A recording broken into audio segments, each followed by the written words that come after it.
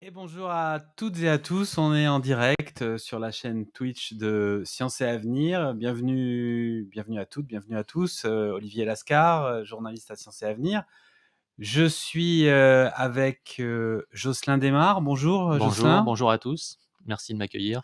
Jocelyn, vous êtes chercheur à l'Observatoire de Paris. Oui, Il faut rajouter PSL. oui, Et puis vous êtes aussi enseignant-chercheur dans une école d'ingénieurs, l'IPSA, oui. l'Institut Polytechnique des Sciences Avancées, qui s'adresse plutôt aux jeunes gens qui ont envie d'aéronautique, Ouais, voilà. d'astronautique. Pour devenir ingénieur aéronautique ou aérospatial.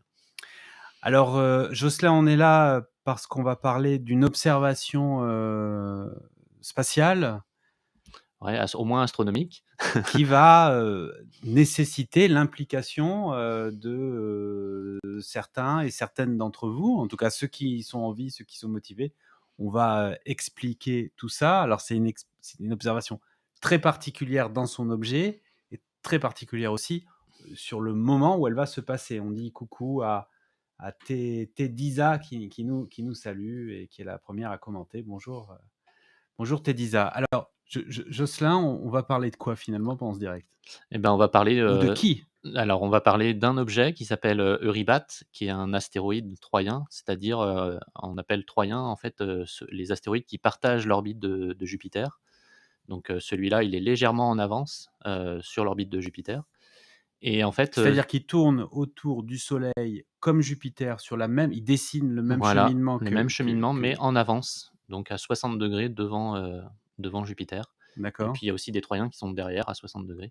En fait, Et ces ouais. points-là, c'est des points très particuliers, c'est ce qu'on appelle les points de Lagrange et dans ces zones-là, les forces gravitationnelles s'équilibrent et du coup, les objets peuvent rester, indéfiniment si on veut. Parce que l'astéroïde, c'est plutôt un corps qui se balade, Ouais, dans le il cosmos, donc celui-là, on a l'impression qu'il se baladait et puis il a été attrapé, hein, par, oui, c'est formé à cet endroit-là, ça fait partie des questions, dont on n'a pas forcément la réponse et donc c'est un objet intéressant parce qu'en fait, il est, bah, i justement, s'il s'est formé à cet endroit-là, il a peu évolué depuis, le début, du système solaire OK. et donc avoir des informations, ne serait-ce que sa taille ou même sa forme, bah, déjà ça donne des indications sur ce qui s'est passé justement à l'origine du système solaire. Ah voilà, c'est un argument Comment, qu'on entend souvent, ça veut voilà, dire qu'observer des corps comme cela, c'est avoir des indices sur les conditions de la formation du système solaire. exactement, ouais. Donc ne serait-ce que déjà, la forme, la taille, ça peut déjà nous dire, quel mécanisme, a pu être en œuvre, pendant la formation du système solaire. Donc D'accord, on salue Nyarlathotep Topdeck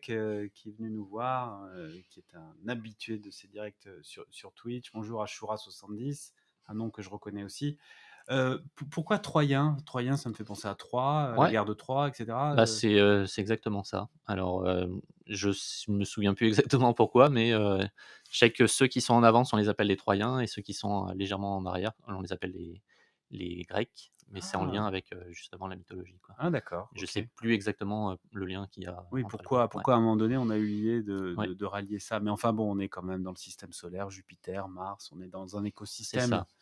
qui va beaucoup chercher des références dans la mythologie. Alors, le nom déjà de cet astéroïde? Eurybat, Eurybat. voilà. Donc même chose, je pense que c'est un nom de la mythologie. Je sais pas, je me souviens plus Bah, lequel. je suis sûr qu'un de nos internautes va faire une petite recherche là pour nous dire ce que c'est qu'Eurybat là. Un astéroïde, ça se forme en un court moment et après ça ne bouge plus ou le process est toujours en cours? Tiens, une première Ah bah, ça, question. c'est une question très très pertinente. Alors, oui, ça s'est a priori formé au moment au moment de la création du système solaire. En fait, pendant la création du système solaire, il y a eu, Donc il y a 4 milliards. 4,5 milliards d'années. Donc, à l'origine, c'était un nuage, de poussière et au centre de ce nuage, il y a eu, l'agrégation, par, condensation enfin, par, effondrement gravitationnel. Donc il y a eu la formation du Soleil et le nuage qui reste a formé petit à petit donc les planètes et bah, les autres petits corps, donc notamment les astéroïdes. Donc ils se sont formés un peu tous au même moment et après effectivement l'objet il reste sur son orbite ou s'il est perturbé par, les planètes, notamment par Jupiter qui est une planète qui perturbe beaucoup les astéroïdes, eh bien, il va se déplacer dans le système solaire. Donc, soit il peut être envoyé dans la direction de la Terre, ou à l'inverse, il peut être envoyé à l'extérieur du système solaire. Et les Troyens, du coup, comme ils sont dans une région où ces équilibres de forces gravitationnelles, où il y a un équilibre entre les forces gravitationnelles, bah, eux, a priori, ils sont restés ils sont restés sur place depuis la formation du système solaire. Donc les Troyens et les Grecs. Les Troyens Ouais, ceux devant qui et sont les Grecs devant, voilà. derrière. Mais on donne le nom générique de Troyen pour l'ensemble des objets qui partagent l'orbite de Jupiter. D'ailleurs, OK, on a aussi des Troyens pour, toutes les planètes, enfin pour la plupart des planètes. Donc même d'accord. la Terre, je crois qu'elle a un Troyen, je suis plus trop sûr, mais en tout cas, les planètes, en général, les planètes géantes ont, un sys des astéroïdes Troyens. Donc, D'accord. Alors là, Jocelyn, vous avez vraiment campé le personnage principal de notre histoire, hein, cet astéroïde troyen. Pourquoi est-ce qu'on en parle aujourd'hui? alors pourquoi on en parle aujourd'hui? Parce que, bah, il va être visité dans, bah, un peu moins de 5 ans maintenant.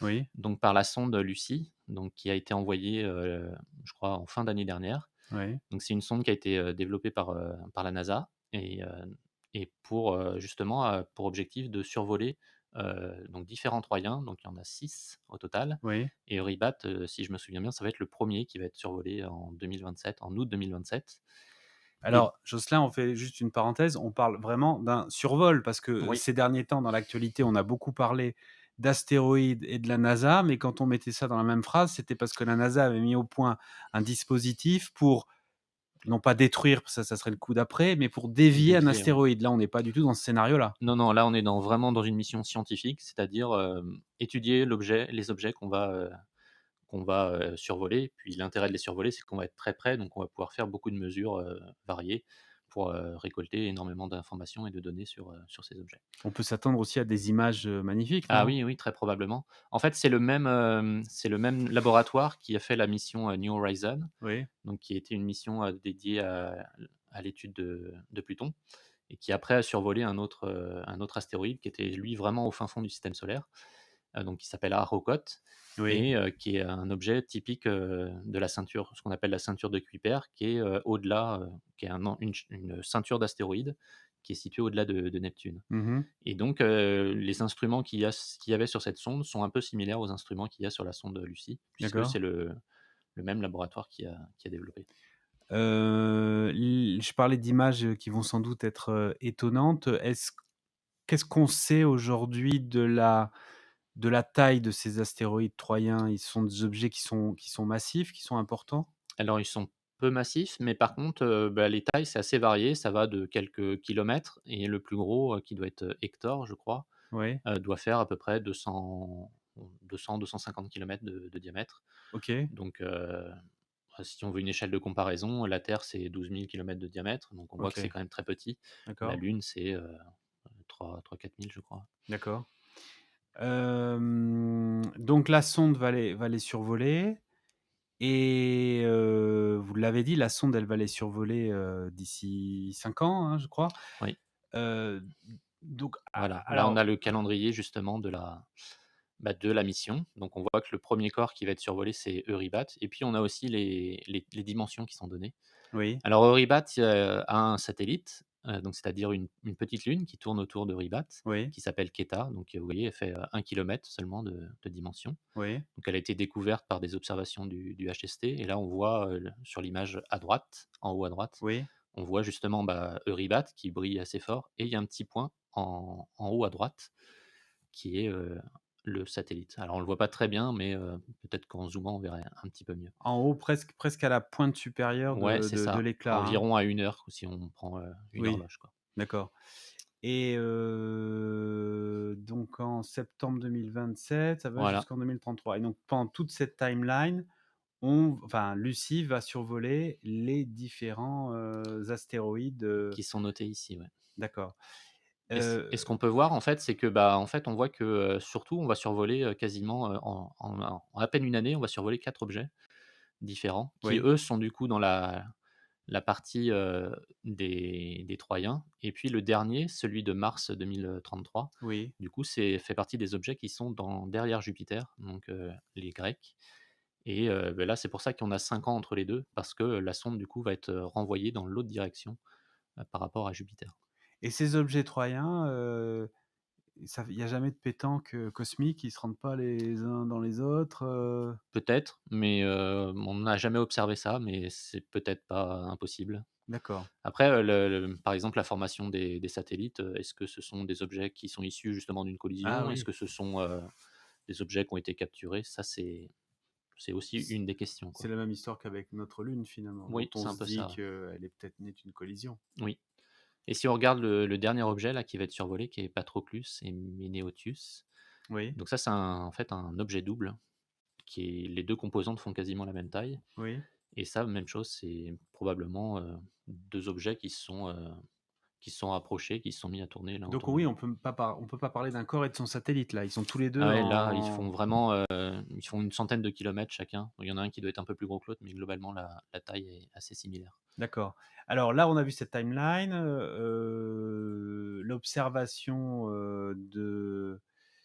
du premier astéroïde, c'est pas pour tout de suite, mais nous, pourtant, on en parle maintenant. Alors c'est parce qu'il va se passer quelque chose? Oui, parce que, bah, dans la nuit de samedi à dimanche, donc pas le prochain, mais le suivant, Oui, il va se passer donc ce qu'on appelle une occultation, c'est-à-dire que Eurybat, donc le premier astéroïde troyen qui va être survolé par la sonde Lucie, oui, va passer devant une étoile, donc qui se situe, dans la constellation des Gémeaux oui, et pourquoi c'est un phénomène un peu, extraordinaire dans le sens où ça sort de l'ordinaire?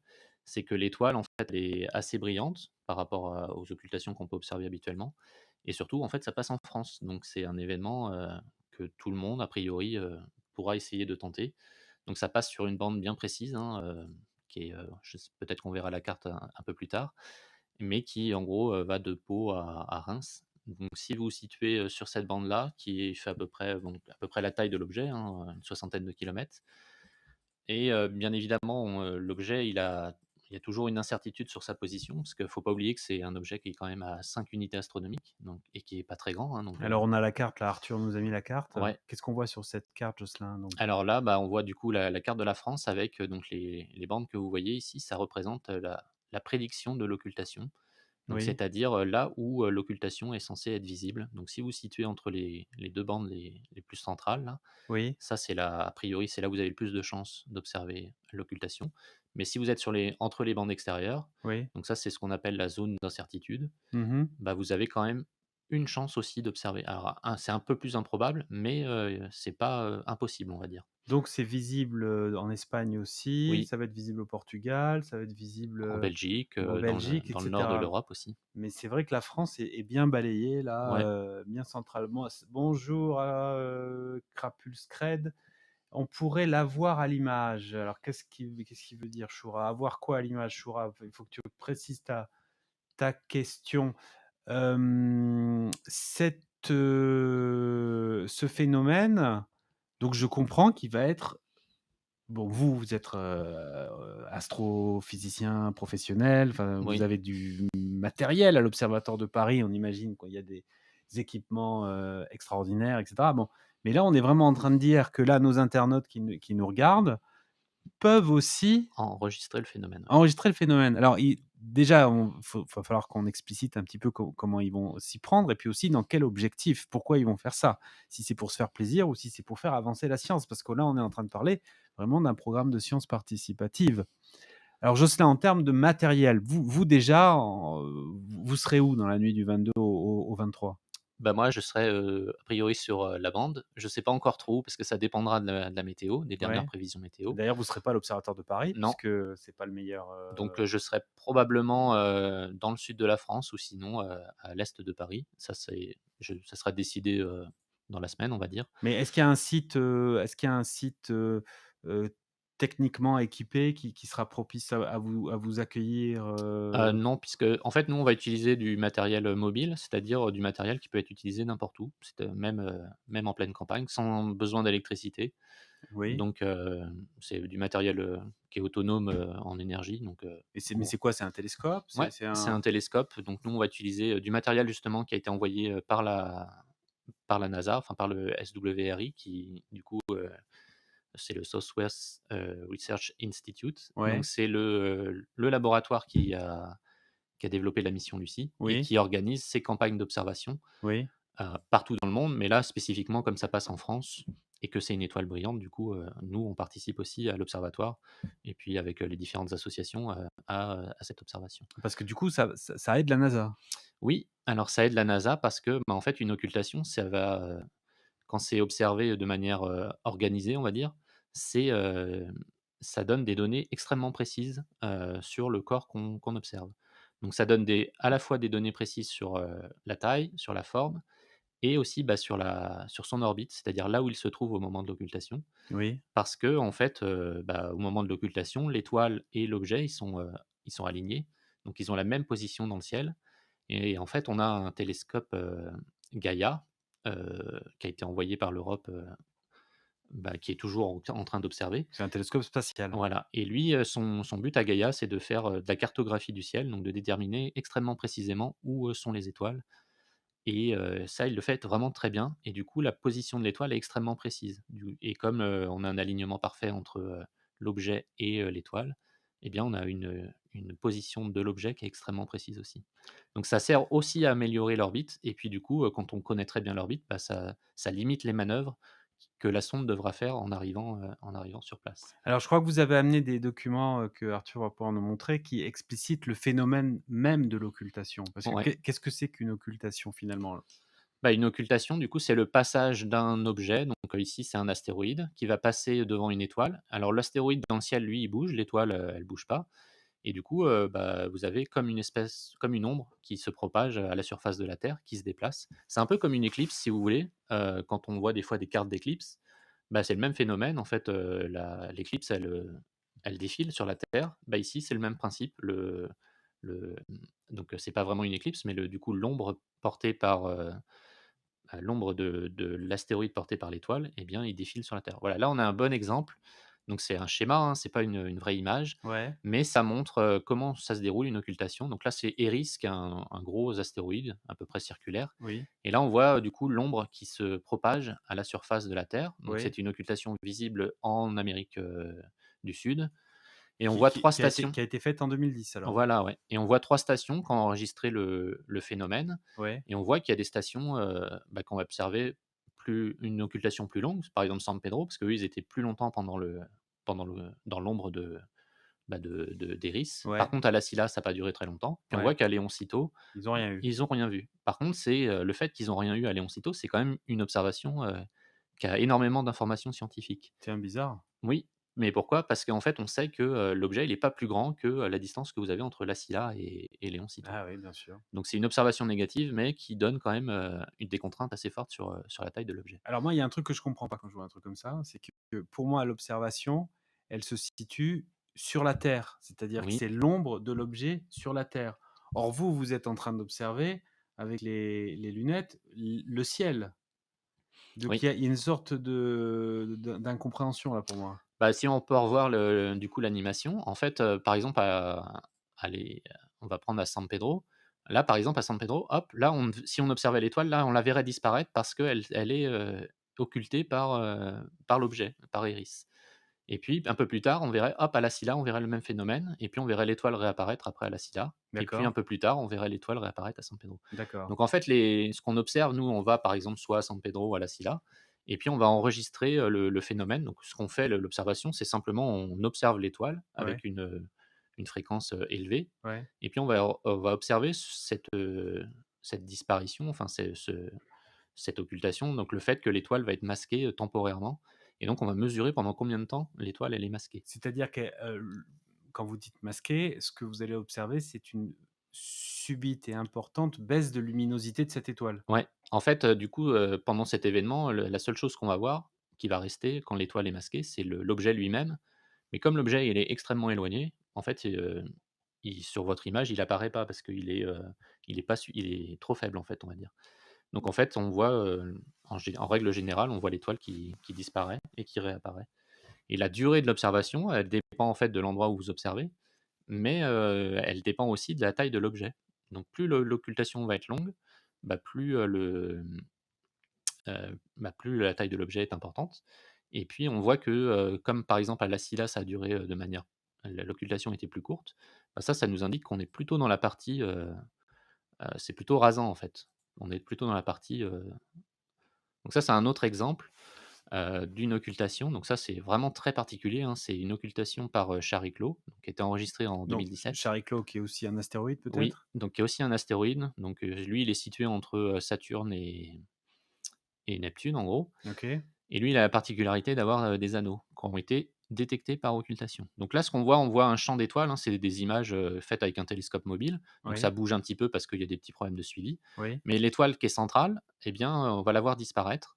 Donc Qui est là grosse là, hein, le ouais, qui est gros assez brillante, c'est sous l'étoile brillante, hein, sous la plus brillante ouais. et en fait, bah, du coup, elle va être masquée temporairement par, voilà, là, on l'a vu, on voit qu'elle disparaît complètement. Alors Donc on a là, une oui, là, elle disparaissait, ça a disparu, ouais. voilà, là, donc ça dure 1 minute, hein, l'occultation, c'est en vitesse réelle et du coup, bah, elle est masquée par, Charlie-Claude. Donc en fait, nous, ce qu'on typiquement, normalement, on verrait que l'objet, mais il est pas suffisamment brillant pour apparaître sur l'image ici. Et du coup, bah, en enregistrant cette durée, on va savoir, exactement quelle est la taille de l'objet sur cette corde-là, pour cette station-là, quoi. Et si on observe le même phénomène depuis, différents endroits, eh bien, on va avoir des longueurs d'occultation qui vont être différentes et puis après on va pouvoir reconstruire la géométrie. Ça va nous donner la forme, de l'objet. Ah oui, c'est Donc vraiment, j'ai aussi des c'est exemples, un jeu de pochoir presque, enfin, ouais. Donc alors l'intérêt il y a une question là de Nyarla Top Deck, parce que vous avez dit que la les jeux de lumière permettent de reconstituer la forme de l'astéroïde, de l'objet qui occulte, mais notre internaute, il nous demande: «Est-ce que la lumière observable pendant le phénomène vous donne des indications sur la composition de l'objet occultant?» alors, non, en fait non, on n'a pas vraiment d'indication puisqu'en fait nous ce qu'on observe c'est uniquement la lumière qui nous vient de l'étoile. Oui, Par contre, on peut avoir des indications sur, heu, si on observe dans différentes longueurs d'onde. Ça peut être possible, mais en général, c'est plutôt, bah, pour les anneaux là, comme, pour Chariclo. Ça peut être aussi si l'objet, il a une atmosphère autour de lui. On peut avoir des indications sur, ce qui compose l'atmosphère. Mais c'est beaucoup plus rare. Il y a peu d'objets dans le système solaire qui possèdent une atmosphère. Mais, c'est quelque chose qu'on fait quand même quoi, alors sur la question, de l'appel à candidature là, qu'on disait tout à l'heure, c'est un programme de sciences participatives, ça veut dire que les gens pourront l'observer. Il faut quel type de matériel pour l'observer?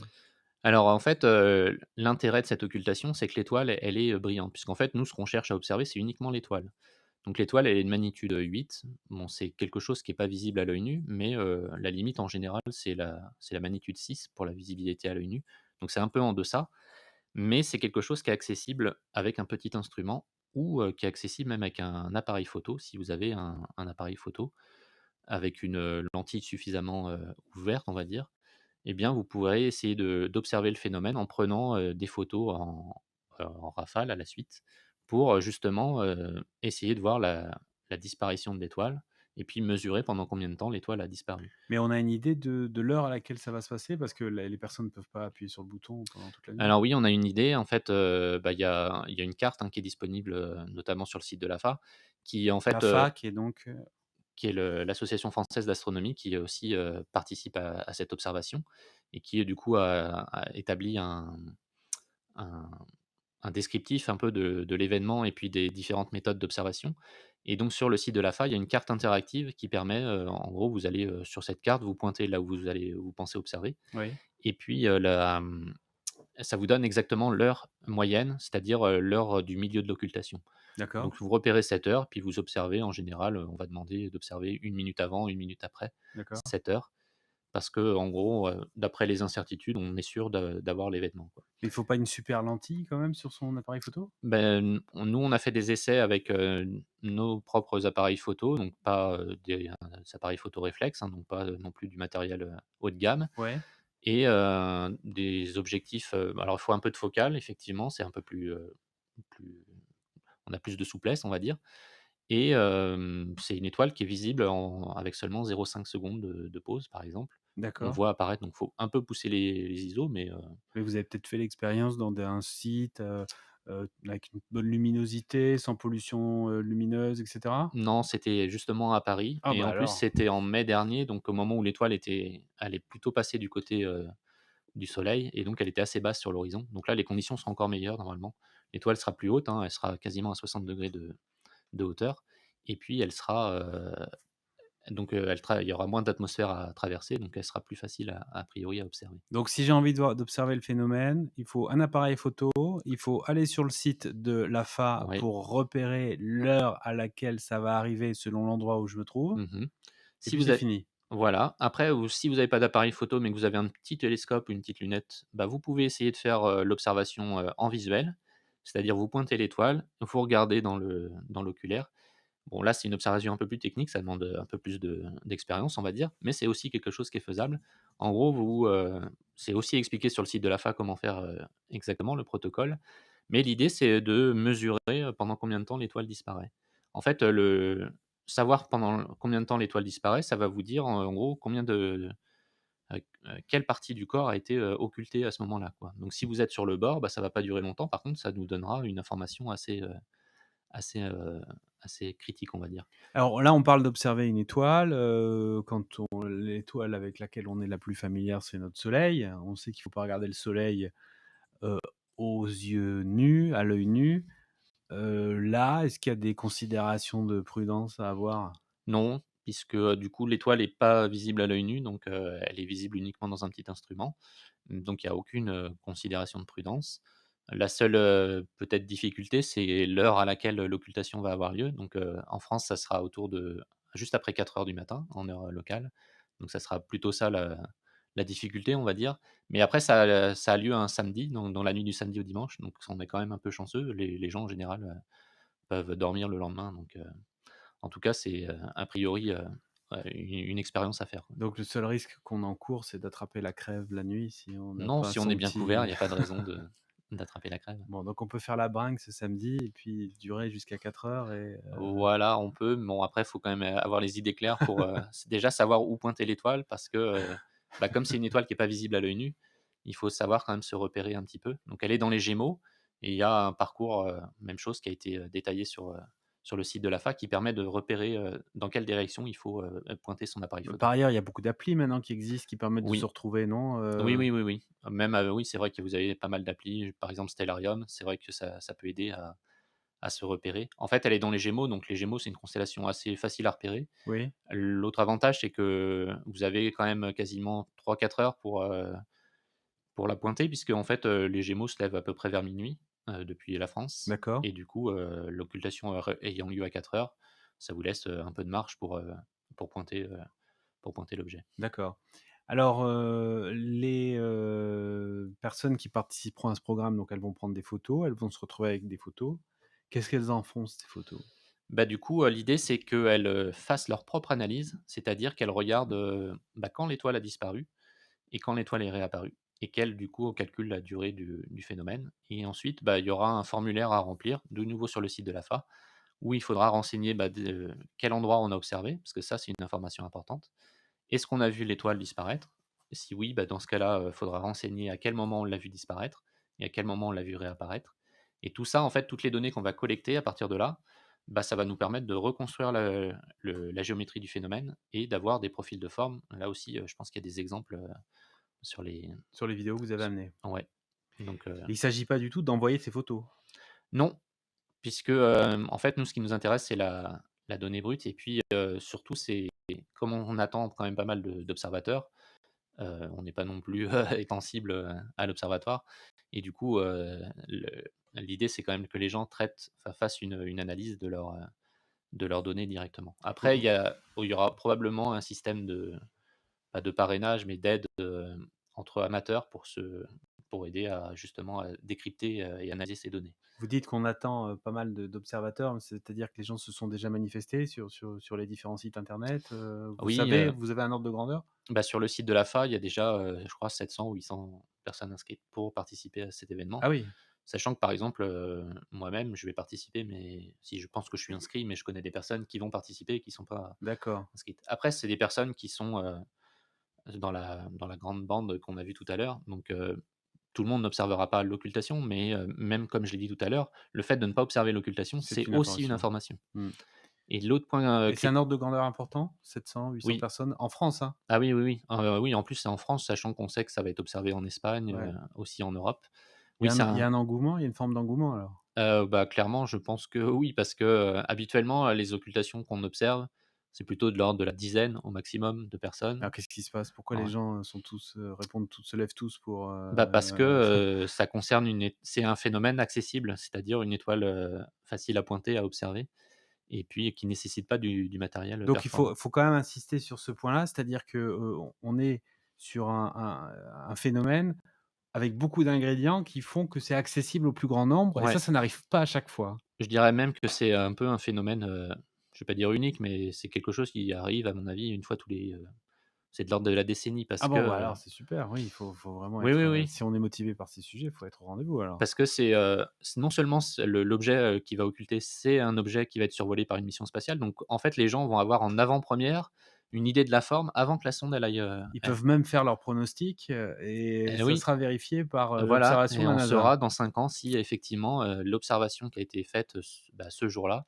elle concorde avec, les données qui seront, recueillies par, la mission Lucie. Et alors, c'est le titre de l'article, déjà plus de 700 amateurs Voilà. mobilisés en France pour observer l'astéroïde Oribat. Mais c'est pas notre article à nous, ça. Ah non, je crois que ça doit être sur l'AFA, je crois ou Et alors, on a sauté une question. C'était la question de Choco SC. Comment se rapprocher de personnes expérimentées pour contribuer? Oui, oui, effectivement, on peut se sentir, à écouter ce que vous dites, on peut vraiment se dire: «C'est une super opportunité», mais on est démunis peut-être, on ne sait pas faire, comment, agréger un réseau quoi ou rentrer dans la ronde? oui, c'est vrai. Alors, essayer de se rapprocher, éventuellement de clubs, d'astro qui participeront au phénomène. C'est vrai que j'ai pas forcément la liste en tête. Après, c'est, aussi, sur internet, je pense que ça commence à être comme il y a 700 personnes, ça commence aussi un peu à se développer et donc, il y a probablement, des forums ou des outils sociaux, les réseaux sociaux qui vont aussi permettre de peut-être de coordonner tout ça, de rapprocher les personnes.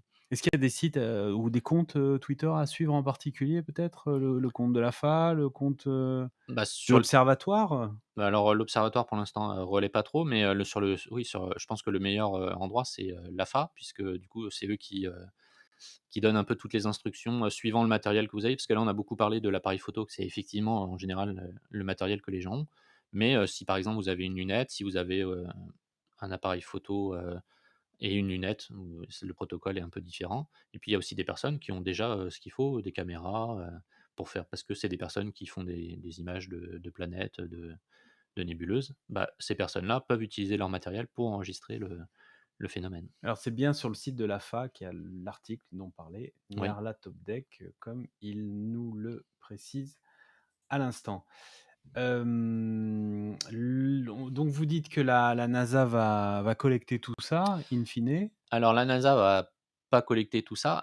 Je pense qu'elle utilisera en partie, les meilleures données parce que, bon effectivement comme c'est une opération un peu grand public, les données seront pas forcément, toutes très précises. Par contre l'idée comme on aura un grand nombre d'observateurs, c'est d'avoir, au final quand même, énormément d'informations qu'il faudra après recouper avec les stations qui eux auront vraiment eu du matériel dédié pour ça, et qui auront enregistré le phénomène de manière très précise, quoi. Donc la NASA, elle, utilisera probablement les données issues de ses propres télescopes. Donc, moi notamment, je vais avoir la chance d'en utiliser un pour celle de Ribat. Oui, c'est ce que vous disiez, c'est que la NASA envoie du matériel Ouais, aussi? la NASA a déjà envoyé du matériel pour, observer, donc c'est 12 télescopes. Il y a une partie qui ira en Espagne et l'autre qui sera en France Ah oui. et après il y a des astronomes, amateurs pour qui observer des occultations, c'est un peu leur passe-temps Oui. et du coup, eux aussi en général ont souvent des très bonnes données parce qu'ils ont le matériel qui adéquat. En fait, ici le point clé, c'est vraiment ce qui va faire la différence, plutôt que la taille du télescope et tout ça, c'est vrai, ça va vraiment être le système qui permet, d'enregistrer l'heure du phénomène. Parce Ah. que c'est une donnée extra importante pour, reconstruire après la géométrie. Mmh. Parce que si votre heure, elle est décalée par rapport à l'heure, absolue, donc l'heure Mmh. GPS, et ben, du coup, ça va décaler les données, du coup, on pourra moins bien analyser la Et forme. comment être sûr de son heure alors justement? Alors, comment être sûr de son heure? Ça, c'est une très bonne question. Donc, le mieux, c'est d'utiliser. Alors, parfois, il y a des systèmes qui ont directement le GPS inclus, donc certaines caméras. Après, C'est ce si. qu'on voit par exemple sur des documents là, que dans l'occultation qu'on a vu tout à l'heure, il y avait plein d'informations, il y Ouais, avait plein de textes et il y a l'heure en voilà, il y a l'heure qui est donnée et ça, c'est l'heure qui vient d'un GPS. Donc, il y a aucune raison de passer pardon, il y a aucune raison que le GPS donne une heure, qui est fausse. alors je En pense que là, Arthur nous montre des documents qui sont justement qui relèvent des occultations. Ouais, Ce qu'on peut dire de l'occultation, c'est que c'est un phénomène dont on a beaucoup parlé ces dernières années. On associe ça aux exoplanètes en général. Est-ce que Alors c'est une façon de détecter les exoplanètes? ouais, alors là, on parle plutôt de transit. Donc la Oui, différence, c'est, que l'occultation, l'étoile, l'astéroïde, il masque, enfin l'objet qui occulte, il masque complètement l'étoile. oui. Le transit, c'est, l'étoile qui transite, mais qui ne masque pas complètement Donc dans ces conditions, l'étoile, on la parle planète. simplement d'une baisse Oui, de luminosité? oui.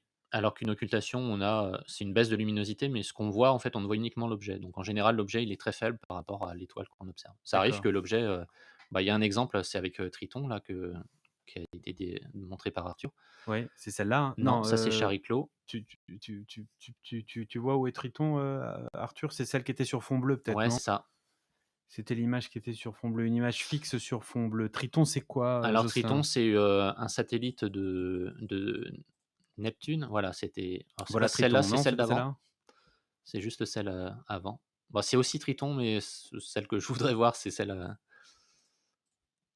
ouais, encore avant. Donc Triton, satellite, Donc voilà, c'est un satellite, c'est celle juste après, voilà. Donc s ça, c'est un satellite de Neptune. Donc là, le OK, gros point qu'on voit au milieu, c'est Neptune, d'accord. et le point qu'on voit à côté, c'est, Triton, qui est un satellite, donc une lune, hein, c'est quelque chose qui tourne autour de Neptune. Et en fait, il y a aussi une étoile qui est à côté de Triton, mais là, comme elle est très proche, les 2 sont confondus, quoi. Donc ce qu'on nous, on observe ici, c'est la luminosité à la fois de l'étoile et de Triton. D'accord. Donc là, c'est une occultation qui a été enregistrée en 2017, et en fait, ce qu'on voit pendant l'occultation, on voit encore, quelque chose, hein, ça Mais là, il y a disparaît une pas. occultation, là? Alors, il y a une vidéo normalement qui est associée, je pense, je sais pas si, voilà. Voilà, donc là, on voit vraiment l'occultation. Donc Donc, on voit que rappelez-nous, la grosse, c'est Neptune, Neptune, à la côté, petite, c'est Triton. c'est Triton. Et puis, les Tritons plus l'étoile, et en fait, ce qu'on voit pendant l'occultation, donc pendant le film, c'est la baisse de luminosité. Voilà, là, on voit. Là, ça a baissé. Et puis donc là, ce qu'on observe, c'est uniquement Triton. L'étoile, elle est derrière. Mais Triton est quand même suffisamment brillant pour apparaître.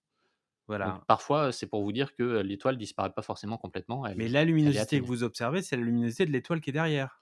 Oui, oui, on observe le tout, c'est-à-dire on observe la luminosité du point, quoi. Oui, du Et on voit point, que ah en ouais. fait, la courbe que vous avez en dessous, c'est ce qu'on appelle une courbe de lumière, Mmh. qui est du coup la variation de la luminosité qu'on reçoit de Mmh. l'étoile en fonction du temps. Et l'occultation, c'est quand on est dans le creux de la cuvette? Voilà, c'est ça. Donc l'occultation, c'est le creux de la cuvette. Ici, donc la particularité, c'est que, Triton a une atmosphère, et on voit que la disparition, elle est pas, brutale, elle est graduelle, parce qu'en fait, l'étoile, d'abord, elle traverse l'atmosphère.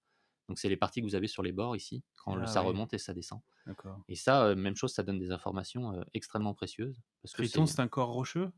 oui, c'est un Rocheux satellite, avec atmosphère, ça fait presque partie de de ces lunes, ces exolunes non, pas c'est pas une exolune puisqu'on est dans le mais ouais, c'est une lune, mais glacée, puisque donc c'est à très loin, enfin, c'est la dernière planète, du coup, du système solaire. Et il y a une atmosphère autour, de Triton. Je pense que c'est du méthane, il me semble. ce sont ces lunes, ces corps glacés avec des océans souterrains? Alors peut-être pas celui-là, mais oui, c'est probablement glacé. Enfin, je j'ai plus trop les détails D'accord, en tête, d'accord.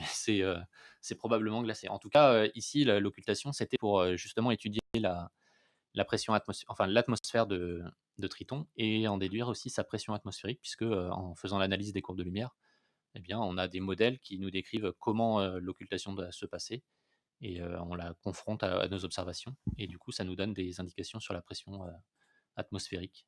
Donc en étant au niveau de la Terre, on arrive à sonder l'atmosphère de Triton, alors que, a priori, il faudrait au moins une sonde, du type Voyager pour avoir ces données équivalentes. Alors, vous avez dit l'heure est très, importante, il y a aussi la localisation géographique. Oui, Mais ça, c'est des coordonnées, GPS, quoi? bah, du coup, en fait, pour les coordonnées, vous pouvez noter, donc vous regardez, vous notez là où vous observez, et puis, plus tard, ou même, sur place, hein, vous pouvez, il y a des applications qui permettent de savoir à quelles coordonnées vous vous trouvez. Ou sinon, si vous n'avez pas ça, bah, vous pouvez regarder plus tard, vous ouvrez par exemple, Google Earth, puis vous allez voir où vous avez observé, et puis vous notez les coordonnées. Donc ce qu'on demande, c'est la longitude, la latitude, et puis, l'altitude, même si c'est un paramètre qui est un peu moins important. Mais du coup, voilà, dans le formulaire qu'il y aura à remplir sur le site de l'AFA, ça, c'est les données qui seront, demandées pour, heu, pour justement l'analyse, plus tard. Alors, c'est de la science participative, ça, c'est une approche qui est en train de révolutionner un petit peu, non, la connaissance scientifique, cette façon, dont le grand public peut maintenant, aider, participer, envoyer des données, Ouais. ça, c'est grâce au numérique? Oui, en partie, ouais, bah, beaucoup même. Puis grâce à l'amélioration aussi, d'un peu tout, des caméras, le fait que les gens aussi s'équipent, avec des télescopes. Pour les occultations, c'est quand même assez, ancien le fait que les amateurs participent, mais souvent c'était un réseau d'amateurs, déjà habitués, on va dire. Et donc eux, les amateurs participent quand même depuis pas mal de temps, aux observations d'occultation et donc ils ont des données relativement précises qui sont ensuite, utilisées par les scientifiques pour, des publications scientifiques. Mais là, la particularité de cette occultation, c'est vraiment le fait qu'elle est accessible à des petits, instruments. Donc l'idée, c'est d'essayer de motiver les gens pour observer, ce genre de phénomène, pour, dans la suite, observer aussi des occultations, alors qui seront peut-être moins faciles à observer, mais du coup, comme ici, c'est plutôt facile, on peut, peut-être se motiver, s'entraîner, et trouver un intérêt à faire ce genre de campagne et plus tard, du coup, observer des occultations qui seront peut-être un peu plus techniques, mais qui seront tout aussi, importantes pour les scientifiques. Une façon de se faire la main, quoi. Ouais, c'est exactement ça, c'est un cas, on va dire un peu un cas d'école et un cas pratique assez simple pour voir déjà ce que c'est et puis, si, on trouve de l'intérêt. En fait, ce qui est toujours assez, rigolo, c'est de voir l'étoile disparaître parce qu'on se dit, c'est quand même un phénomène qui est prédit depuis, je sais pas, depuis 6 mois. On sait que, l'étoile va passer, enfin l'astéroïde va passer devant, mais jusqu'à temps que ça s'est pas passé, voilà, on peut aussi se tromper et quand on voit l'étoile disparaître, on se dit: «Ah mais c'était vraiment, il y a vraiment quelque chose de particulier quand même. On se dit, «Ah oui, beh, ça s'est vraiment passé, quoi». Et des occultations, donc ça se produit, plus complexe, ça se produit plus régulièrement et donc si on y prend goût, on pourra, Ouais, réessayer à plutôt brève échéance. c'est ça. En fait, moi, je fais partie du programme, Lucky Star, donc qui est chapeauté par le LESIA, donc à l'Observatoire de Paris et donc qui est coordonné par Bruno Siccardi et du coup, l'idée, c'est on utilise les occultations pour, étudier les objets qui sont, vraiment, éloignés, donc au-delà de Neptune. Donc Eris, là, l'exemple qu'on a vu tout à l'heure où on voyait l'ombre passer sur, l'Amérique du Sud. Oui. Ça, c'est issu d'une occultation, réalisée par ce programme. Donc souvent les magnitudes d'étoiles sont plus faibles, hein, puisque, en fait, ces objets sont loin, donc ils ne se déplacent pas très vite et donc ils ont peu de chances de passer devant des étoiles brillantes et donc souvent les étoiles sont plutôt faibles et donc accessibles uniquement avec du matériel plus sophistiqué. L'exemple que j'ai montré avec Triton là, c'est, donc une occultation pour ce programme-là justement et en fait, c'était aussi fait l'objet d'une campagne d'observation. Ça passait sur l'Europe et il y a eu énormément d'amateurs qui ont participé, hein. Je crois qu'au total, il y a dû y avoir, 90 stations qui ont enregistré le phénomène et la plupart, ce sont des télescopes, amateurs qui ont enregistré le phénomène. Donc ce programme s'appelle Lucky Star. Oui, Lucky Star. Donc même chose, hein, il y a un site, qui est sur le site du LESIA de l'observatoire et qui, du coup, vous donne toutes les prédictions, qui sont, des objets, donc il y a une liste d'objets, hein, qu'on étudie et donc toutes les prédictions qui sont susceptibles d'être, observées. À propos d'objets, il y en a je crois qu'on voyait d'autres choses, hein, dans les documents. Tout à l'heure, Arthur a survolé, les documents, donc on les Ouais, a vus un petit peu, apparaître. Il y a peut-être d'autres choses bah, on que vous pouvez nous montrer, on peut Jocelyn? regarder, du coup, l'occultation par, Triton. C'est donc l'autre vidéo, du coup. Alors c'est le même phénomène, hein, qu'on a vu tout à l'heure, donc avec la baisse progressive de luminosité, de l'étoile qui passe dans l'atmosphère de Triton et en fait, sur l'autre vidéo, donc ça a été observé la première qu'on a vue, ça a été observée en Vendée et celle-ci, ça a été observé au Portugal. Celle-là, c'est le Portugal. Voilà et donc c'est le même principe, vous avez Neptune en plein milieu là, le gros point blanc, le disque blanc même. Vous avez, Triton, en haut à droite, en haut à gauche pardon, Dont la lumière voilà pâlit. et là vous avez un phénomène extrêmement Ah particulier. oui, qu'est-ce que c'est que ça? Voilà, c'est ce qu'on appelle un flash central et du coup, c'est lié, au fait qu'on a un alignement parfait entre l'étoile, Triton et l'observateur. L'étoile, Triton et Ils l'observateur, sont d'accord. parfaitement alignés et en fait, donc qu'est-ce qui s'est passé là, au milieu de l'occultation? C'est, une brusque, augmentation de la luminosité. Ça, c'est lié au fait que, l'étoile, elle a été, ça a un peu agi comme l'atmosphère de Triton a agi comme une lentille et du Ah, coup a concentré tous les rayons lumineux qui proviennent de l'étoile dans la d'accord, direction de l'observateur d'accord. et si on avait pu zoomer à ce moment-là sur Triton, Oui. en fait, on aurait vu un anneau, lumineux tout autour de Triton qui est en fait l'anneau, dans l'atmosphère enfin la lumière qui s'étale dans l'atmosphère Et de donc ça n'arrive pas tout le temps puisqu'il faut un alignement parfait entre, c'est ça. les 3 sujets, quoi? Donc là, ça a été observé dans d'autres stations, je crois qu'il y en a eu, un peu moins d'une dizaine, mais qui étaient toutes, autour de, quelques kilomètres autour de la centralité, donc de la ligne où on avait un alignement parfait. D'accord. Et ça donne des informations, extrêmement précises sur, notamment les basses couches de l'atmosphère de Triton. Et en l'occurrence, ça vous a dit quoi ça, par exemple, sur Bah, les là, basses ça nous a couches de l'atmosphère de Triton? bah, ça a donné, en fait, des informations, donc notamment, ça voulait dire qu'il y avait pas, des brumes, autour de à ces niveaux-là, Ouais, et surtout, ça a donné des informations sur la pression atmosphérique d'accord. qui, du coup, va servir à contraindre des modèles d'atmosphère. Donc, il y a des équipes, hein, de chercheurs qui développent des modèles atmosphériques pour la Terre, mais aussi pour, d'autres corps, donc, bah, Triton, Pluton, et tout ça, c'est, aussi ça sert à voir un peu, bah, comment, un peu à contraindre les modèles et puis à voir comment évolue l'atmosphère et puis, bah, aussi indirectement comment va évoluer l'atmosphère de la Terre puisqu'on a des données, on a d'autres données qui viennent d'autres corps. Alors est-ce qu'il y avait un schéma où on voyait différents corps, Alors je pense qu'il y a ouais, célestes, il y a un schéma qui montre un peu tout ce qu'on peut faire quand on a énormément d'observateurs, Oui. et en fait, ça va vous montrer que, un peu le détail qu'on peut avoir sur les objets. Donc, il y a quelques exemples normalement dans les alors en fait, c'est un schéma où on voit, énormément de lignes, de cordes. Et puis on voit, en gros, ça dessine la forme de l'objet. Donc tout ça, ça montre aussi le fait que pourquoi c'est intéressant et important d'être nombreux, c'est que, bah, on a des données, multiples, et du coup, on va avoir des détails très fins sur, Oui, c'est vraiment le croisement de toutes ces données qui ouais. permet en creux de dessiner, Alors l'information. ça, c'est un exemple, mais je pense qu'on voit un peu moins. À mon avis, c'est avant. Encore avant, c'est, je pense au début, des diapos. Encore quand, ouais. Alors non, je pense que c'est vraiment, ouais, au tout début. Voilà, ça par exemple, c'est un exemple. Alors, ce qu'on voit sur la partie de gauche, c'est une occultation par Antiope. Alors, Antiope, c'est un astéroïde de la ceinture principale. Et qu'est-ce qu'on voit directement? On voit que en fait, c'est pas un astéroïde, mais c'est deux astéroïdes.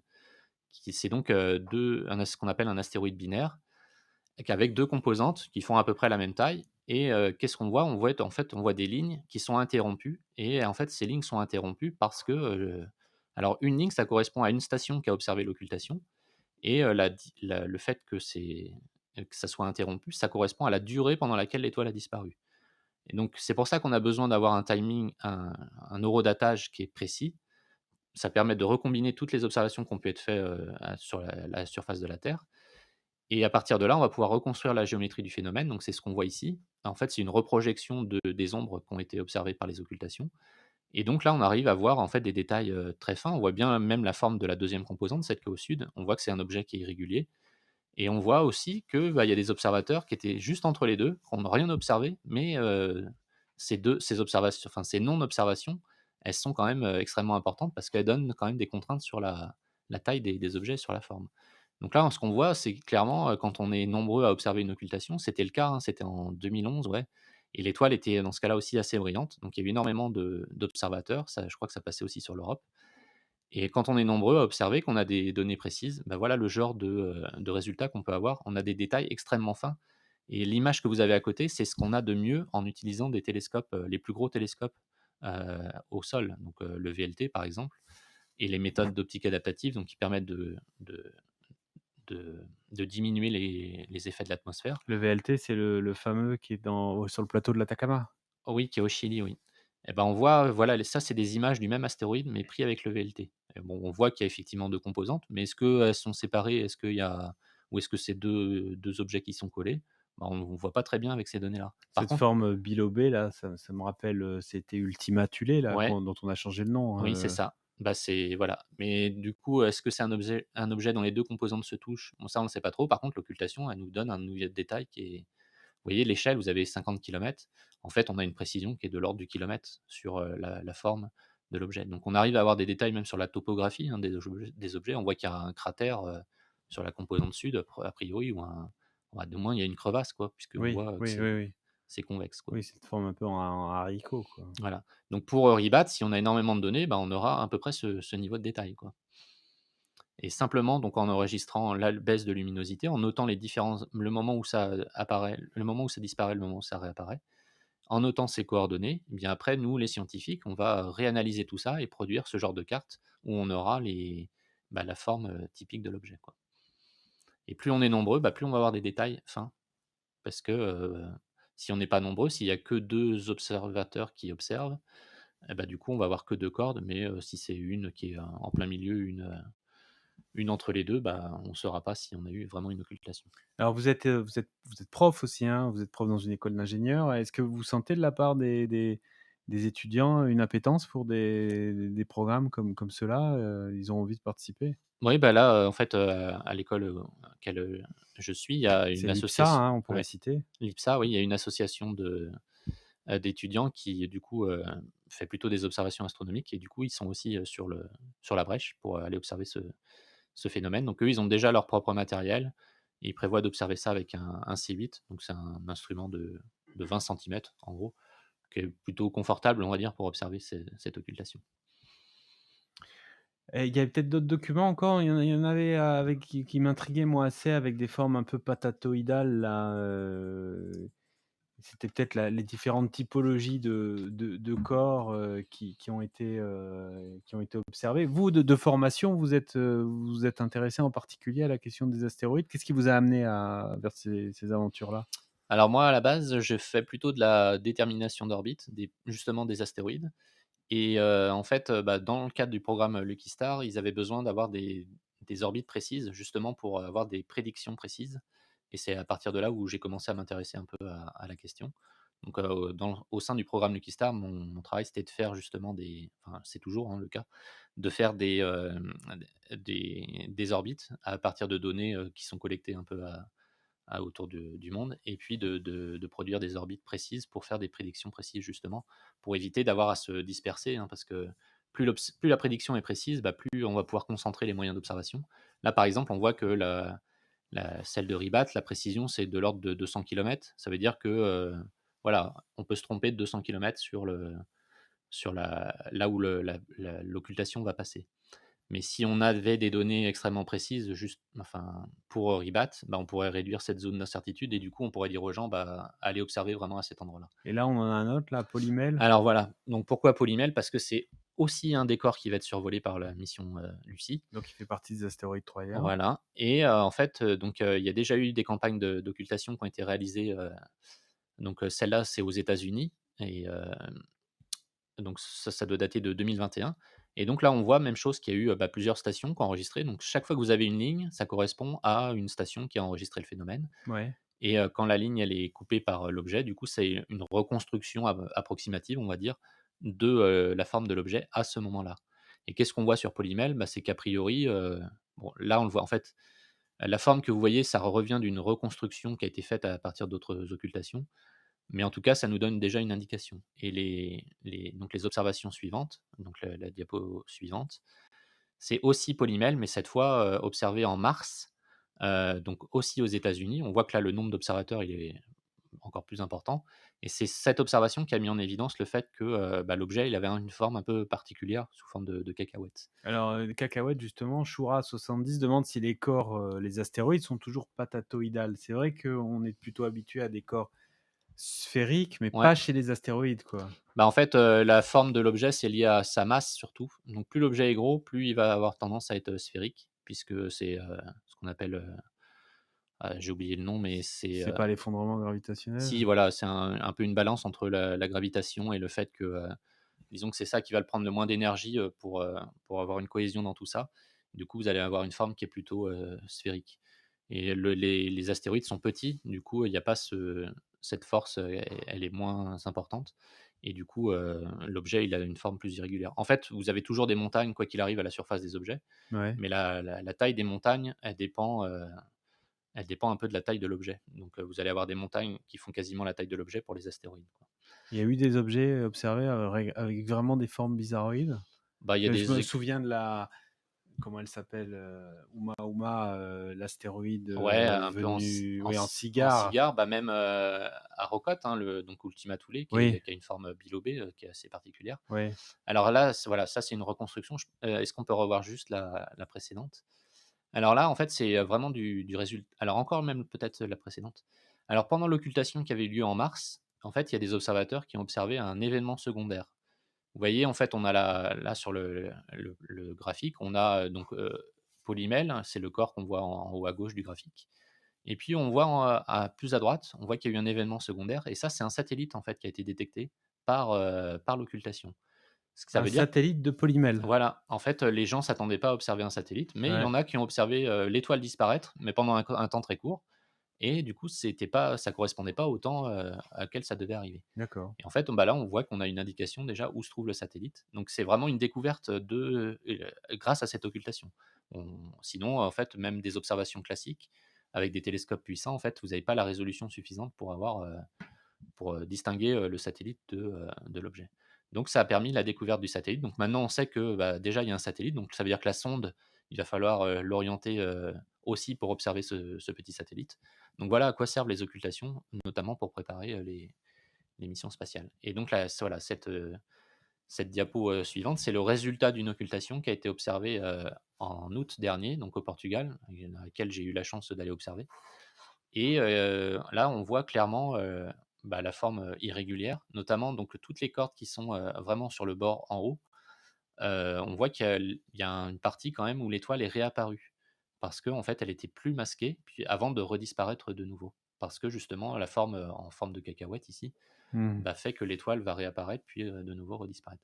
Donc ça donne aussi des informations, extrêmement, importantes puisqu'on a quand même on sait que cet objet, il est quand même très irrégulier, quoi. Donc, en fait, là, on parle de Ribat parce que l'étoile est brillante, mais faut savoir qu'il y a des programmes d'occultation pour l'ensemble des corps, qui vont être survolés par la mission Lucie. Donc là, Polymel en est un. Il y a aussi, Horus, et Patroclus et pour, Qu'on voit après peut-être, non? Parce qu'il y avait une image aussi avec des corps, mais Polymel, on sait déjà, la alors la ça, tête qu'il va avoir, là a priori alors? bah, là, l'image que vous voyez, c'est du coup une reconstruction, de différentes occultations qui permet d'avoir, bah, un peu une image 3D de l'objet. Donc ça, c'est vraiment des résultats scientifiques tout frais, hein. Ça a été présenté, il y a 10 jours, dans un colloque, au Canada, donc par Marc Bouy, qui est un peu le PI, enfin le responsable du programme des occultations pour la mission Lucie, quoi. Donc lui, son travail, c'est justement, d'organiser des campagnes d'occultation et de collecter les données. Si l'objet est en rotation très rapide, ça doit être plus difficile à modéliser, j'imagine, nous dit Nyarlathotep. Oui, c'est vrai. Effectivement, en fait, surtout s'il a une forme irrégulière, du coup, on ne sait pas trop, dans quelle orientation il va avoir. Mais là encore, si on a beaucoup d'occultation, bah, en fait, ça va nous donner beaucoup de données à des dates différentes et donc là encore, on va pouvoir peut-être avoir une idée plus Parce une que meilleure idée de la rotation. l'objet tourne, comme Jupiter autour du Ouais. Soleil, mais est-ce qu'il tourne sur lui-même Oui, oui, aussi? oui, oui, il tourne sur lui-même, bah, en fait, on le voit puisque, la face qui est présentée à chaque occultation, elle est différente, et ça, c'est lié à sa rotation sur lui-même. Donc le fait d'avoir plusieurs occultations, bah, on sait déjà que, on peut avoir une idée déjà de sa rotation. OK, ben, il y a du boulot alors là, hein? Il y a du Ouais, ouais, il y a énormément de boulot. Alors, on peut se dire aussi, c'est vrai que est-ce que, toutes les données vont être utilisées par la NASA? Donc la réponse, elle est non, puisque, en fait, la NASA va s'intéresser aux données les plus précises. Mais par contre, nous, ce qu'on cherche un peu à développer, enfin, l'idée, c'est que les gens, fassent un essai, aussi, de ces observations assez particulières qui à terme, en fait, peuvent aussi donner des informations précieuses. Le fait non seulement de voir l'étoile disparaître, ça, c'est déjà une donnée, même si vous avez un temps qui est pas forcément très bien déterminé. C'est déjà une information extrêmement précieuse parce qu'on sait qu'à l'endroit auquel vous avez observé, enfin depuis lequel vous avez observé, eh bien, l'objet il est passé, enfin l'ombre est passée, vraiment sur cet endroit, quoi. Vous avez parlé des clubs d'astronomie tout à l'heure qui sont des lieux où on peut, se renseigner, hein, et puis intégrer un réseau surtout, hein. Ouais. Il y en a tant que ça des clubs d'astronomie, partout en France, on peut en trouver près de chez soi, quoi? Bah, près de chez soi, pas forcément, mais en général, oui, il y a toujours, des clubs, oui, des clubs d'astronomie, quoi. Et là aussi, c'est l'AFA qui regroupe tout le monde? Enfin, Bah, alors le qui fait un peu office d'annuaire, oui, c'est quoi, ça, disons que les clubs sont un peu, autonomes, mais après il y a la SAF aussi, donc la Société française d'astronomie, Ouais. ouais, ou d'astronomie française plutôt, qui, participe aussi à l'opération, hein, donc et qui, de s c'est au qui aus auprès de qui aussi où les gens peuvent aussi se rattacher. Hem, Juste pour, aussi être précis parce que bon, maintenant le point clé, ça va être un peu la météo. Ah Et oui. en fait, faut pas que les gens se découragent si, les prévisions sont pas très bonnes puisque, même si le ciel est voilé, a priori, c'est toujours une occultation qui est faisable. Qui sera visible malgré Oui, alors ce qu'il faudra faire, c'est peut-être augmenter le temps d'exposition, mais faut en tout cas, faut pas désespérer, se dire, «C'est voilé, je tente pas». En fait, nous, on a déjà fait des occultations, où le ciel était voilé. On a même vu, enfin, personnellement, moi, j'ai fait une occultation où le ciel était couvert. 15 minutes avant, ça s'est découvert. 5 minutes avant, il y avait des nuages, mais au moment de l'occultation, il y en avait pas. il y en avait pas. Et 2 minutes après, il y avait des nuages de nouveau. Donc, Oh non. voilà, faut pas désespérer. L'idée, c'est de vraiment récolter des données, même si, bah, finalement, les données, sont sont pas forcément très bonnes. Et même si effectivement, au moment de l'occultation, il y a eu des nuages, il faut toujours prévoir le coup où il peut y avoir une trouée, une trouée. Alors Stratégoun nous pose la question, c'est surtout en astronomie que l'organise ces campagnes ou est-ce qu'on le fait aussi dans d'autres domaines? Là, je pense que Stratégoun fait allusion aux campagnes de sciences participatives. On peut dire qu'au contraire, c'est un domaine qui est en pleine effervescence en ce moment, hein. Et même Arthur, toi, tu me citais des exemples, vachement surprenants où il fallait compter les iguanes. Oui, oui, tout à fait. Alors, parce que je me suis intéressé à l'histoire un peu, de la science participative et en remontant assez loin, je suis tombé sur des trucs assez sympas à peu près à la naissance d'internet. C'est en fait assez simple. Les chercheurs, se sont rendus compte que, analyser tout un tas de données gigantesques, avec leurs petits serveurs, c'était très, très long et très, très fastidieux. Alors que, si on pouvait donner un tout petit peu de ces données, à quelqu'un, à une personne lambda pour qu'elle les traite de façon, plus simple et plus rapide avec son propre ordinateur et les renvoyer, et bah, ça serait plus simple, surtout si on a, énormément de gens, sur un même réseau. Donc avec la naissance d'internet, ils ont créé un écran de veille qui s'appelait SETI at Home et Que vous devez bien connaître aussi. Oui, enfin, j'en ai déjà entendu parler, ouais. ouais, qui permettait en fait surtout, de quand on n'utilisait plus notre ordinateur, il se mettait en veille et l'écran de veille téléchargeait des données directement, dans l'ordinateur et les traitait avant de les renvoyer. Ce qui permettait d'utiliser, le temps d'inactivité de l'ordinateur, voilà, pour aider la recherche dans ce domaine-là. Alors ils ne se sont pas arrêtés là, il y a eu d'autres campagnes, notamment, je ne sais plus exactement le nom de la mission. Il y a eu, une sonde qui a été envoyée, avec de l'aérogel qui a capté des poussières, Donc stellaires. l'aérogel, hein, il faut dire que c'est une sorte de matelas, mais comment dire, Oui, extrêmement peu dense. C'est de la fumée solide, c'est quoi. littéralement, c'est une des matières les moins denses et donc les plus légères, du monde. Et c'est très, très pratique et Mais notamment ils enfin, l'ont elle est quand utilisé même là, là-dedans. c'est solide. C'est Donc ça si et quelque chose rentre dedans, ça fait un trou ou en tout cas, ça risque captif. voilà et donc du coup ça a emprisonné des poussières sauf que, bah, la surface elle était très, très grande et les poussières elles sont microscopiques. Donc ce qu'ils ont fait, c'est qu'ils ont mis à disposition sur un site, il me semble, heu, des toutes petites images prises, du coup, de l'intégralité, de ce captage et les gens pouvaient, regarder une image et voir s'il y avait une poussière, peut-être, et dans ce cas-là, bah, il la repérait et puis, dans ce cas-là, on avait énormément de données traitées, assez rapidement vu que beaucoup de personnes s'étaient connectées. Ils avaient même eu des problèmes de serveurs, il me semble, à l'époque parce qu'ils avaient pas vraiment l'habitude, d'autant de connexions et aujourd'hui J'ai parlé d'iguane. oui, Faut que tu me voilà, ramènes les iguanes, aujourd'hui, là. on peut faire la même chose avec beaucoup d'autres sujets. C'est un site qui, à l'époque, s'appelait Galaxy Zoo, qui mettait, il me semble, en ligne des photos de Hubble pour, repérer des galaxies et on va dire, essayer de repérer leur forme globale. Donc les gens pouvaient même, en étant amateurs avec une petite formation, rapide sur le serveur en lui-même, juste regarder, la forme à peu près et pouvoir classifier entre guillemets la galaxie et ce dans, vraiment, une surface entre guillemets, du ciel, extrêmement faible, Sauf que voilà, si beaucoup de personnes, s'y collent, ça va extrêmement vite.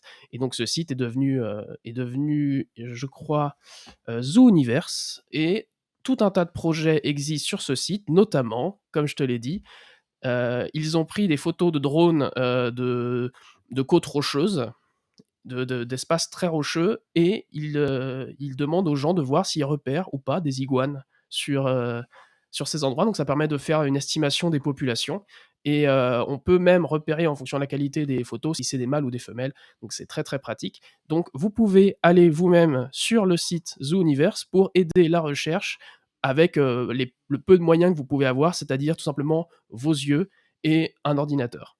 Et alors, il y a Shura70 qui écrit Iguane, papillon, oiseau, la Mmh. LPO demande une participation pour des comptages tel jour, de telle heure, à telle heure. Effectivement, il y a beaucoup de programmes comme ça. Moi, j'ai fait un papier il y a 6 mois environ sur un programme de sciences participatives qui consiste à regarder une caméra sous-marine qui est installée dans une fosse abyssale, en tout cas près de ce qu'on appelle, je crois, les fumeurs noirs, des sources qui dégagent des composés soufrés et autour desquels il y a des organismes vivants qui apparaissent. Et donc, il faut regarder les vidéos et décompter les moules. Et comme ça, on peut renseigner les scientifiques du nombre de moules qui existent, etc. Et on fait un suivi des populations, des organismes Mmh. qui vivent dans ces endroits-là.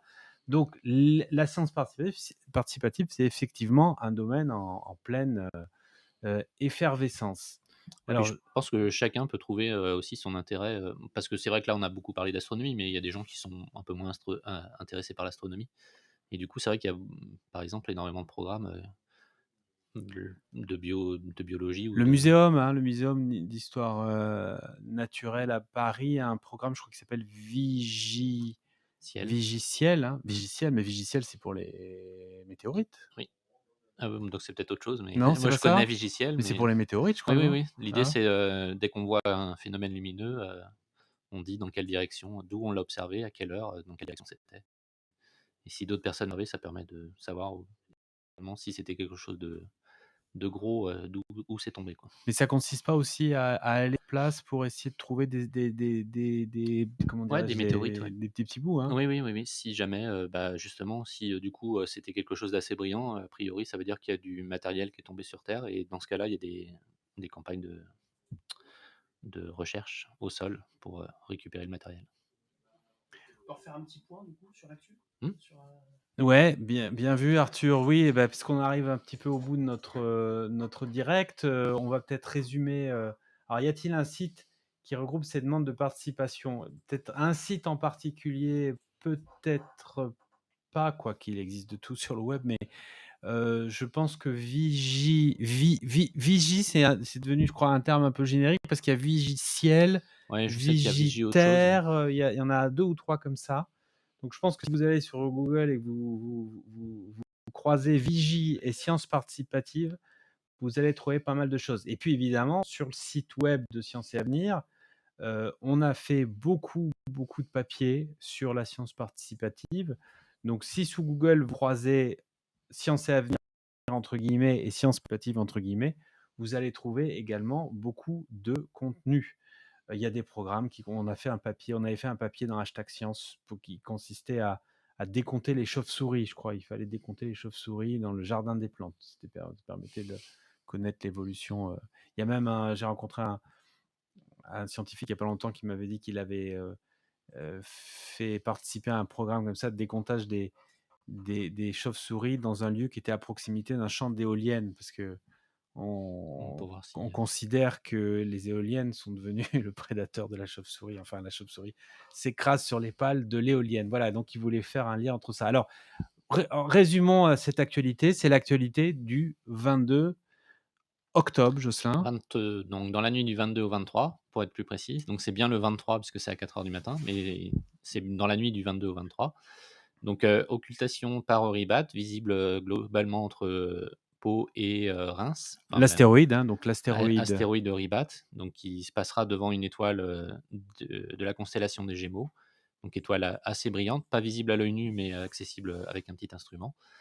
et Ou un appareil photo, hein, ou comme avec vous un l'avez appareil photo. expliqué, hein. Vous pouvez revoir le Twitch où Ouais. Jocelyn explique tout ça, hein, sur les conditions d'observation. Donc au maximum, a priori, ça durera 10 secondes. On Donc revoit la carte, hein. voilà, on revoit la carte. Donc les 2 bandes les plus proches sont celles Où c'est théoriquement là où ça passera, et après les 2 bandes les plus éloignées sont, globalement là où l'occultation, a quasiment, 90 de chances d'arriver, quoi.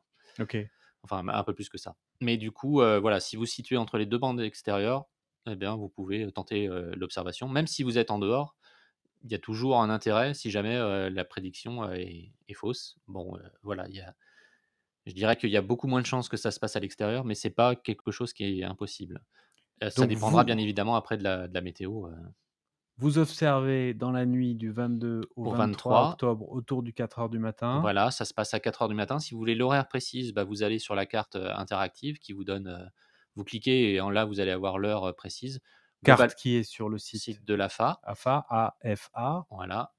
Globalement, en France, ça sera entre, si je me souviens bien, entre, 4h01 et 4h05, je crois, mais je ne sais plus exactement le temps que ça prend pour traverser, mais globalement, c'est cet horaire-là.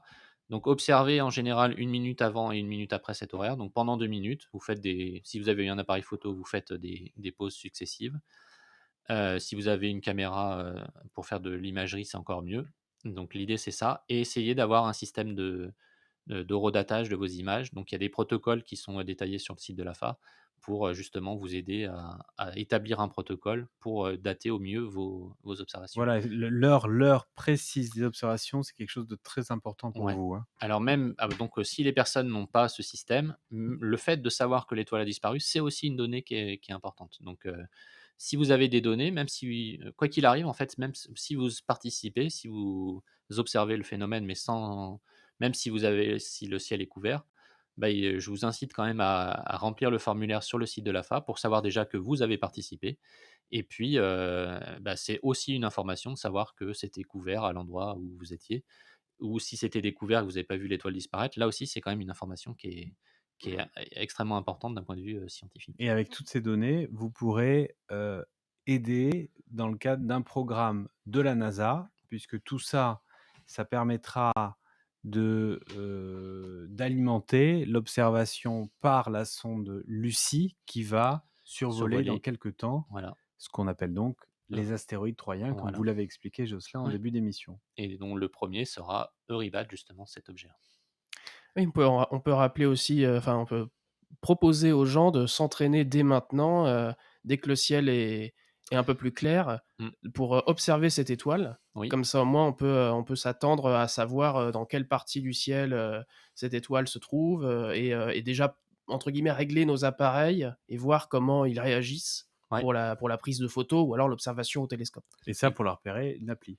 alors une appli, donc il faut, précisément le nom de l'étoile dont j'ai oublié le nom, mais A là, HD voilà, 51 593, si je me souviens bien. peut-être.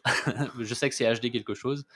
Mais en tout cas, c'est donc une étoile qui est dans les Gémeaux, et c'est une étoile qui est observable, donc soit si vous êtes couche-tard, vous pouvez tenter, bah, en milieu de nuit, entre minuit, à partir de minuit et 1 heure. Vous pouvez aussi en fait le faire, le matin si vous vous levez tôt, en fait les Gémeaux sont assez haut dans le ciel, donc vous pouvez aussi essayer le matin de la repérer et de savoir déjà où, il faudra pointer le jour de l'occultation. Si malheureusement il fait pas beau, vous pourrez aussi, le faire ça vous aurez 4 heures a priori pour, la pointer la nuit du samedi au dimanche. Bon, mais merci Jocelyn Desmar. On arrive à la fin. Alors, Arthur, est-ce qu'on a oublié quelque chose, Non, je pense que on a quasiment toutes les informations. Petite information aussi qui nous vient de l'organisateur lui-même, heu, parce qu'il faut savoir que plus il y a de monde, mieux c'est, et entre autres, on pourrait très bien battre un record parce que, il me semble que c'est, entre 200 et 300, le dernier record de personnes qui participent avec des données, utilisables. Et si on a, bah, au moins 300 personnes qui envoient des données utilisables, en même temps, et bah, dans ce cas-là, donc ça constituerait un record mondial, de sciences participatives. un mondial carrément? Oui. Ah, Surtout que là, on parle de données, en France, et l'observation sera faite aussi en Espagne où, il y a aussi beaucoup d'astronomes amateurs, et ça sera fait aussi, plus au nord. Bon, Tout Donc dépendra après de la météo. une coupe d'Europe de l'observation astronomique. Voilà, on sera les champions du monde de l'occultation. Bon, bon, on va prendre ça au pied de la lettre alors. Merci beaucoup, Jocelyn. Alors Bah, merci merci à vous, hein. Merci Arthur, Arthur Langlois, donc qui était la voix off et la régie de cette émission. Vous retrouvez, tout l'univers de Sciences et Avenir évidemment, sur le site web, hein, puisqu'on est un site web, en quotidien, hein, animé par, l'équipe des journalistes de Sciences et Avenir qui, raconte, explique, décrypte l'actualité des sciences, tous les jours, en texte mais aussi en vidéo, Arthur, hein? Oui, tout à fait. Et puis notamment, ce live lui-même sera disponible pour revoir, pour réécouter toutes les informations importantes pour faire cette observation. Donc voilà, n'hésitez pas à revenir, pour réécouter ce live et revoir un peu les informations cruciales. On peut dire d'ailleurs que l'intégrale du live, on la met sur notre page YouTube Tout et à fait. puis, toi, tu mettras certains morceaux, directement sur le site de Sciences et Voilà, Avenir. il y aura un résumé sur le site. L'univers de Sciences et Avenir, c'est aussi chez les marchands de journaux et les kiosques, hein, puisque, bah, l'équipe de Sciences et Avenir, fabrique, 3 magazines différents. Il y a Sciences et Avenir, le mensuel, qui fait sa couverture. Alors où est-ce qu'il est? Où est-ce qu'il est dans tout ce bazar qu'est mon bureau? Voilà Arthur, bravo, vas-y, fais-moi un geste souple et ample. Hop là, voilà le dernier numéro de Sciences et Avenir sur les 7 traitements qui révolutionnent la médecine. Donc ça, c'est le mensuel de notre magazine qui s'appelle, le titre entier, c'est Sciences et Avenir, la recherche. Sciences et Avenir sur fond rouge, la recherche sur fond bleu, Sciences et Avenir, la recherche. Mais les journalistes sont aussi les auteurs du hors série qui est trimestriel, qui fait un sujet. Alors évidemment, ça peut faire un peu peur, la mort en couverture, mais enfin, c'est exploré dans toutes ses dimensions scientifiques, culturelles, philosophiques. C'est vachement passionnant et d'ailleurs, c'est un succès en kiosque, ce hors série. Et enfin, il y a le trimestriel qui est un objet un peu particulier. On appelle ça un MOOC, c'est un magazine livre. Donc ça s'achète dans les kiosques, mais aussi chez les libraires. C'est La Recherche et lui fait sa couverture sur le réel. Et vous nous retrouvez donc sur le site web, sur notre fil Twitter. On est sur Twitter, sur notre page Facebook, notre page Instagram, notre page LinkedIn. On est omniprésent et pour nous rater, il faut vraiment le faire exprès, quoi. Bon. Merci beaucoup, Jocelyn. Merci à vous de l'invitation et Bon alors, d'avoir il pu faudra parler de ça. que vous nous fassiez un retour quand même de tout ça. C'est prévu, donc il y aura les Rencontres du ciel et de l'espace à la Cité des sciences, Ouais, qui a lieu, le week-end du 11 novembre, 11, 12, 13 d'accord. et donc il y aura si tout se passe bien, il y aura une présentation qui sera dédiée à cette campagne d'occultation. Une restitution, une Voilà. présentation. OK, super. D'accord, Beh, j'assisterai à ça avec plaisir, ah bah, voilà, ouais, Bah, parfait. ceux qui veulent voir Arthur Langlois en vrai peuvent donc réserver leur créneau sur leur agenda. Merci beaucoup, merci tout le monde Merci. et au fait, on a fait ça. Enfin, j'allais dire on a fait ça parce que c'était la fête de la science 2022, c'est pas vrai parce qu'on fait ça, 1 fois par mois, donc on fait ça tout le temps, mais on voulait quand même saluer, ce moment particulier pour, la vulgarisation scientifique et le journalisme scientifique qu'est la fête de la science. C'est en ce moment et en plus, c'est un partenariat Sciences et Avenir, la fête de la science. C'est pour ça qu'Arthur a mitonné un petit cadre là sur la vidéo, fête de la science 2022. Voilà, allez merci à tous et au revoir, à la prochaine fois. Merci.